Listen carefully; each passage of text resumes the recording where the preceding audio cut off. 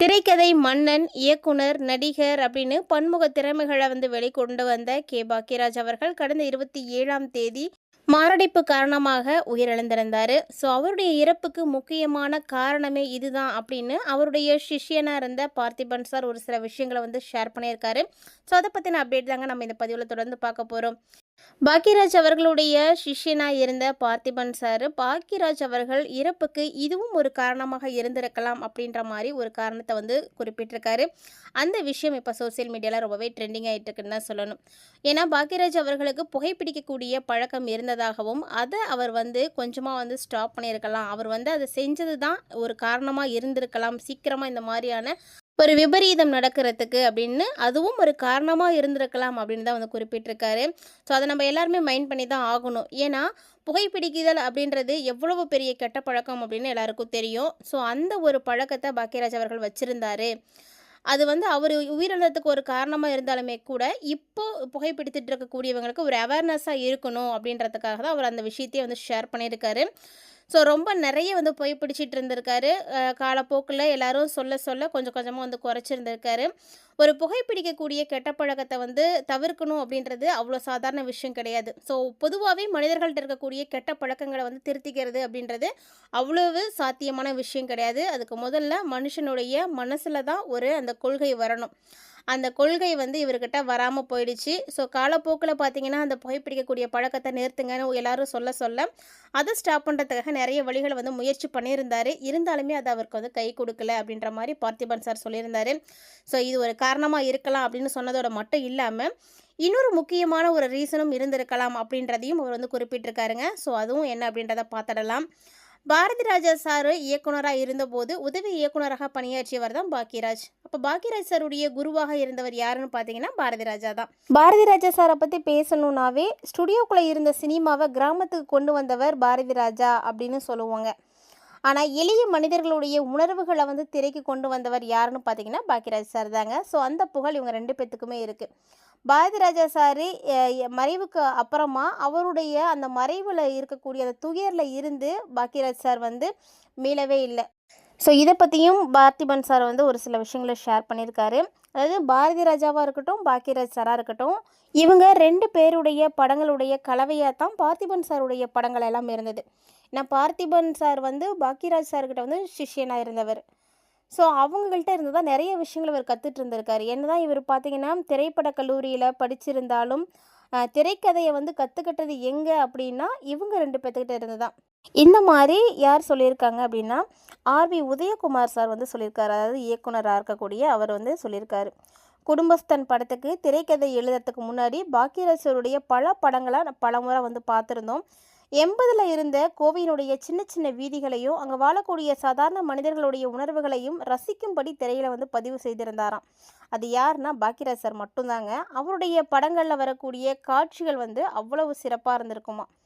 So அது மட்டும் இல்லாமல் இயக்குனர் பாக்யராஜ் மறைவுக்கு அரசியல் மற்றும் திரை பிரபலங்கள் அஞ்சலி மற்றும் நேரில் இரங்கல் தெரிவித்து வரக்கூடிய நிலையில் கோவையிலையும் பார்த்தீங்கன்னா அவருக்காக பல இடங்களில் அஞ்சலி செலுத்தப்பட்டுருக்கு. இதுக்கு காரணம் என்ன அப்படின்னா அவர் கோவை நகர மக்களுடைய வாழ்க்கையை எந்த அளவுக்கு சிறப்பாக கொண்டு காட்டினார். அதனுடைய அடிப்படையில் தான் அவங்க நன்றி கடனை அதை செய்திருக்காங்க. பொதுவாக எந்த நடிகராக இருந்தாலும் சரிங்க, எல்லாரும் இந்த மாதிரி மனிதர்களை சம்பாதிக்க முடியாது. பாக்யராஜ் சார் அதில் ரொம்பவே கொடுத்து வச்சவர்னு தான் சொல்லணும். நிறைய மனிதர்களுடைய அன்பை சம்பாதிச்சு வச்சுருந்தார். பொதுவாக ஒரு மனிதன் இருக்காங்க அப்படின்னா அவங்களுடைய ஃபேமிலியில் இருக்கக்கூடியவங்க, அவங்களுடைய சொந்தக்காரங்க, இவங்களுடைய அன்பை சம்பாதிச்சு வைக்கிறது பெரிய விஷயம் கிடையாது. ஆனால் உலக மக்கள் இருக்கக்கூடிய ஒவ்வொருத்தருடைய மனசுலையும் இடம் பிடித்து அவங்களுடைய அன்பை வாங்குறது அப்படிங்கிறது அவ்வளோ சாதாரண விஷயம் கிடையாது. ஸோ அதை ரொம்ப எளிமையாக பாக்யராஜ் சார் செஞ்சுருந்தார். பாக்யராஜ் சாருடைய சொந்த ஊர் அப்படின்னா ஈரோடு மாவட்டம் கோபிச்செட்டிப்பாளையம் அருகில் இருக்கக்கூடிய வெள்ளாங்கோவில் தாங்க.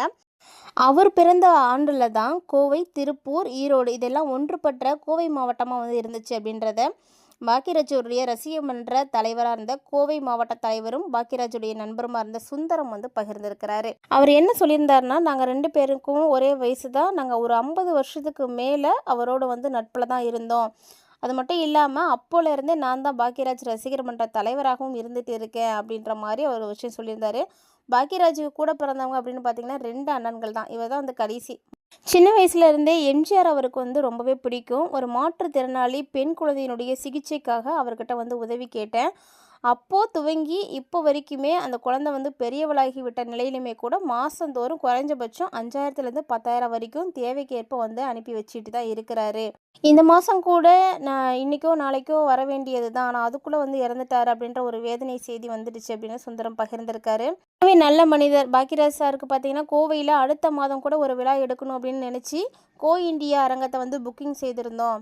அதுக்காக பார்த்திபன் சாரை போய் சென்னையில் மீட் பண்ணி பேசினப்போ தான் தெரிஞ்சது, அவர் பாரதி ராஜாவினுடைய மரணத்தால் பெரிய துயரத்தில் வந்து இருந்திருந்தார். அதனால் எனக்கு அது ரொம்ப கஷ்டமாக இருக்குது. இப்போதைக்கு ஒரு மாதத்துக்கு எந்த நிகழ்ச்சியும் என்னால் பார்ட்டிசிபேட் பண்ண முடியாது அப்படின்னு சொல்லிட்டாரு. அவருடைய மகள் வழி பேரனோட விளையாடுறது அவருக்கு கொஞ்சம் ஆறுதலாக இருந்திருந்தது. எம்ஜிஆருடைய பாட்டை போட்ட உடனே பேரன் அதை பார்த்து ரசித்து டான்ஸ் ஆடிட்டு இருந்ததை நினச்சி அவர் சந்தோஷப்பட்டிருக்காரு. நான் எப்படி வந்து எம்ஜிஆருடைய தீவிர ரசிகனாக இருந்தனோ அதே மாதிரி என்னுடைய பேரனும் எம்ஜிஆர் பாட்டுக்கு வந்து இவ்வளோ வந்து ரசிகனாக இருக்கான், நல்லா ஆடுறான், இதைத்தான் வந்து ஜீன் அப்படின்னு சொல்லிட்டு அவர் வந்து சந்தோஷமாக வந்து பேசிகிட்டு இருந்தார். அந்த அளவுக்கு வந்து அவருக்கு எம்ஜிஆரை வந்து பிடிக்கும் அப்படின்னு சொல்லியிருந்தார். கோவை நகர வீதிகளில் எந்த விதமான மிகைப்படுத்தலும் இல்லாமல் செயற்கையும் இல்லாமல் ரொம்ப சூப்பராக வந்து காட்டினவர் வந்து பாக்கியராஜ் சார் தான்.